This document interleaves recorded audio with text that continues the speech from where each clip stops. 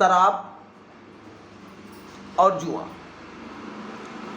Cricket match पे आजकल युवाओं का सट्टा लगाना और सट्टा लगाने के बाद पैसा कमाना और कमाने में कभी कभी पैसे का हार भी जाना, और हारने के बाद जिन लोगों से आपने सट्टा लगाया है उन लोगों का आपको परेशान करना, और परेशान होने पर वो सारी गुस्सा, वो सारी दर्द, सारी टेंशन, सारी समस्याएं परिवार वालों पे उतार देना, ये कहाँ तक उचित होगा। या उसी गुस्से में आकर पत्नी से पैसे मांगना और पत्नी के पैसे न देने पर उसकी हत्या कर देना। आज की हमारी कहानी कुछ ऐसी ही है। नमस्कार, आदाब, सत श्री अकाल। मैं आपका दोस्त प्रदीप त्रिवेदी। आज की हमारी घटना उत्तर प्रदेश की राजधानी लखनऊ से है। उत्तर प्रदेश की राजधानी लखनऊ का एक थाना है ठाकुरगंज, और ठाकुरगंज का एक मोहल्ला आता है रोशन नगर।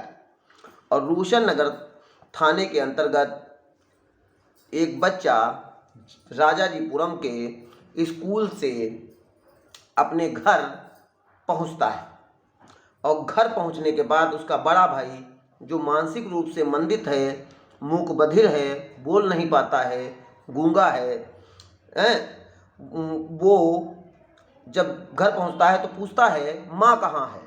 तो कहता है, वो ले जाता है तो चारपाई के नीचे उसकी माँ का शव पड़ा था और कम्बल में लपेटा हुआ था, खून रिस रहा था। अब वो छोटा बच्चा जो कि जयपुरिया स्कूल से आया था, माँ का शव देखकर डर जाता है, जोर जोर से चिल्लाने लगता है, रोने लगता है। बड़ा वाला भाई जो कि मूक बधिर था वो रो नहीं पा रहा था, लेकिन दर्द उसकी आंखों से भी साफ झलक रहा था। दोनों बच्चे के समझ में नहीं आ रहा था कि वो क्या करें। तो वो तुरंत, फ़ोन था घर पर, उस फ़ोन से अपनी नानी जो कि लखनऊ का ही एक मोहल्ला है दुगावा जो कि पाणीगंज की तरफ पड़ता है, वहाँ के हरिनगर की रहने वाली नानी कमला को फ़ोन मिलाता है और पूरी बात बताता है कि मम्मी की हत्या हो गई है, पता नहीं किसने हत्या कर दी है, क्या कारण है, और मम्मी का शव चारपाई के नीचे पड़ा मिला है, खून गिर रहा है। नानी जो है तुरंत पड़ोस में रहने वाली रोशनी को फ़ोन मिलाती है, और रोशनी तुरंत घर जाती है और सारी बात से नानी को अवगत कराती है। अब नानी कहती है रोशनी से, तुम वहीं रुकी रहो, मैं तुरंत आती हूँ। नानी दुगावा से तुरंत ठाकुरगंज के रोशनगंज मोहल्ले पहुँचती है, और फिर ये दोनों लोग 112 पुलिस को सूचना देते हैं। जब सूचना आती है कि रोशनगंज में एक महिला की हत्या हो गई है और शव चारपाई के नीचे पड़ा हुआ है, तुरंत जो वहाँ के थाना इंचार्ज थे राहुल राज, मय फोर्स के साथ घटना स्थल पर पहुँचते हैं, और इनके साथ एसीपी जो कि चौक हैं श्री सुनील कुमार, वो भी घटना स्थल पर पहुँचते हैं। प्रथम दृष्टया देखा क्या जाता है, किसी धारदार हथियार से मारा गया है। हाथों से, नुकीले हाथों से उसके गले को कई बार दबाया गया है। लगभग दूर से ही लग रहा था कि 22-23 बार प्रहार किया गया है। नुकीला हथियार उसकी हत्या में प्रयोग किया गया है। ऐसे में तुरंत सभी मोहल्ले वाले भी इकट्ठा हो जाते हैं। उसकी माँ भी आ गई थी, उसका भाई अमन भी आ जाता है, और पूछा जाता है कि कौन इनकी हत्या कर सकता है। उधर शव का पहले पुलिस पंचनामा भरती है और पोस्टमार्टम की कार्रवाई शुरू कर देती है। इधर एफएसएल टीम को भी बुलाया जाता है, डॉग स्क्वाड को भी बुलाया जाता है। सारे तथ्य, आधार, साक्ष्यों को कलेक्ट किया जाता है। उधर सीओ साहब माता से जीते पूछते हैं कि तुम्हारी बेटी की हत्या कौन कर सकता है, तो बताती हैं कि ये जो मेरा दामाद है आनंदेश्वर उर्फ आनंद अग्रहरि, वो मेरी बेटी से 2015 में शादी किया था। उसी ने मेरी बेटी की हत्या की है। 2008 में शादी किया था, लव मैरिज शादी थी। पहले ये लोग फतेहनगर की गल्ला मंडी में रहते थे और मेरी बेटी नवयुग कन्या डिग्री कॉलेज में पढ़ने जाती थी। ये रास्ता रोकता था तो मेरे भतीजों ने इसको डांटा भी था। हम लोग सुभाष मार्ग दुगामा की हरिनगर कॉलोनी में रहते हैं। वहाँ पर हमारे 3 बेटी और 1 बेटा अमन है। और बार बार ये रास्ता रोकता था, लेकिन कब मैं जान नहीं पाई। मेरी बेटी इससे प्रेम करने लगी। प्रेम के बाद दोनों ने शादी कर ली। ये फिजियोथेरेपिस्ट का काम करता था और शादी करने के बाद ये अपने 2 बच्चे भी हुए। सब कुछ अच्छा चल रहा था। 2008 से लेके 2020 तक अच्छा चल रहा था। 2 बच्चे भी हो गए। बड़ा वाला बेटा थोड़ा सा मूक बधिर है, बोलने में दिक्कत होती है, समझ नहीं पाता है। बच्चा भी पूरे केस के बारे में बताता है कि पापा ने मुझको कुछ खिला पिला कर सुला दिया था और फिर ये घटनाक्रम किया होगा, लेकिन वो इशारों में बता रहा था। उससे समझ नहीं पा रही थी पुलिस कि ये क्या बताना चाहता है, लेकिन जो भी उसने इशारों में बताया उसको नानी ने एक्सप्लेन करके पुलिस को समझाने का प्रयास किया। वो बार बार लिख के बता रहा था कि 4 या 5 तारीख को हत्या हुई है। अब इसमें पुलिस भी सस्पेंस में थी कि 4 तारीख को हत्या की गई है या 5 तारीख को हत्या की गई है। वो छोटा बेटा बताता है कि मेरे पेपर चल रहे हैं, मैं सुबह घर से निकला था, पापा ही मुझे जयपुरिया विद्यालय छोड़ने गए थे और फिर 11 बजे जब मेरा पेपर समाप्त हो गया तो पापा मुझको गेट पर छोड़कर मुझसे कहा कि भैया का ख्याल रखना। वो मुझे विद्यालय में छोड़कर कहीं चले गए और जब वो चले गए तब मैं घर पहुंचा। मुझे तो कुछ भी पता नहीं था। मैं घर पहुंचा तो मम्मी को ढूंढ रहा था, लेकिन मम्मी का कहीं से कोई भी पता नहीं लग रहा था। मैं जोर मम्मी को आवाज़ लगाई। फिर जब मैं पूरे घर की तलाशी लेने लगा तो चारपाई के नीचे मुझे खून बहता हुआ दिखाई पड़ा।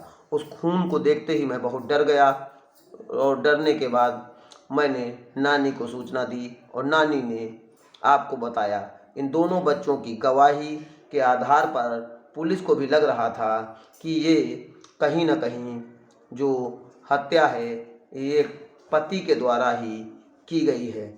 और उनकी माँ ये भी बताती है मेरा जो दामाद था वो शराब का आदी था।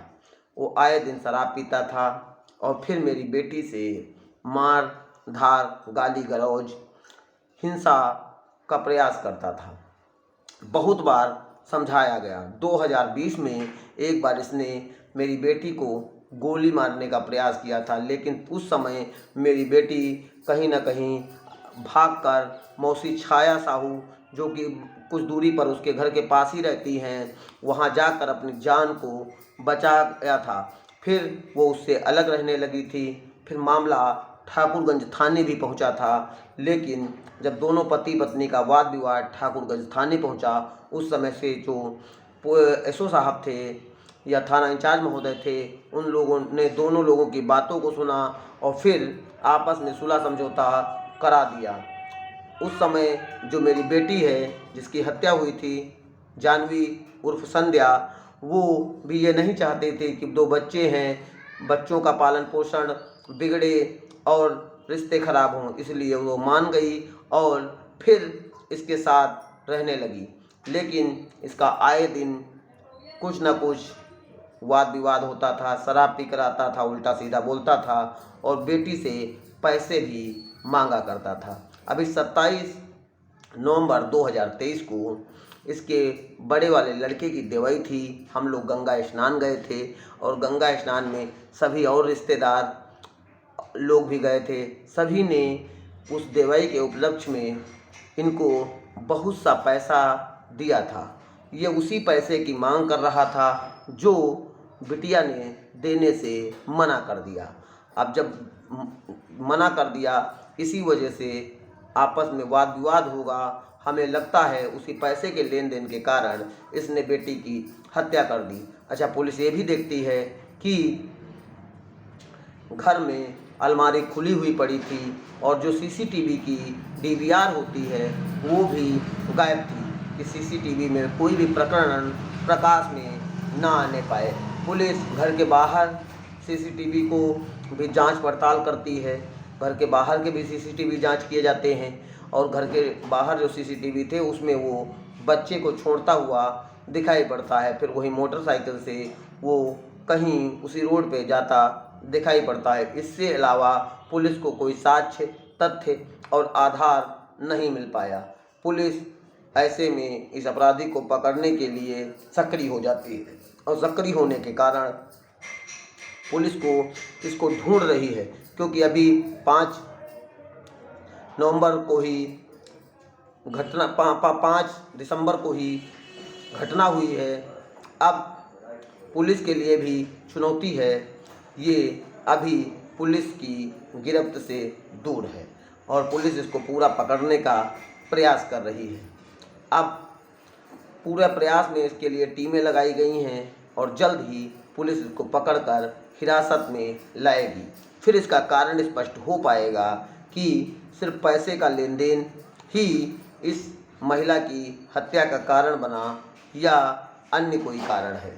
लेकिन आज की कहानी में आपको समझना पड़ेगा, आपको देखना पड़ेगा कि एक व्यक्ति जो जुए का आदी है, क्रिकेट मैच में सट्टा लगाया था, जिसके ऊपर इसके ऊपर कर्जा भी था, जो इसकी सास बता रही हैं, और शराब भी पीता था, फिजियोथेरेपिस्ट का एक प्राइवेट काम करता था, लव मैरिज से इसने शादी की थी। शादी के बाद 2008 में शादी किया। 8 के बाद लगभग 15 साल से ऊपर इसकी शादी को हो गई थी। अच्छे से 2 बच्चे भी थे, दोनों लड़के थे, जीवन जी रहा था। और फिर ऐसा क्या कारण रहा, ऐसी क्या समस्या रही, ऐसी क्या उलझन रही, ऐसी क्या दिक्कत रही कि व्यक्ति को अपनी ही पत्नी, जिसके साथ उसने 7 जन्मों का वादा निभाना, 7 फेरे लिए थे और ये प्रण लिया था कि वो उसकी सुरक्षा करेगा, उसकी रक्षा करेगा, उसके कंधे से कंधा मिलाकर उसकी जीवन संगिनी बनाकर रखेगा, और फिर परिवार वालों के मना करने के बावजूद भी वो लड़की इसके साथ आई और साथ आने के बाद दोनों मिलाकर रह रहे थे। एक बार गोली मारने का प्रयास भी किया, लेकिन वाद विवाद हुआ, थाने में फैसला हुआ और फैसले के बाद भी वो संबंध ना बिगड़े इसलिए मान गई।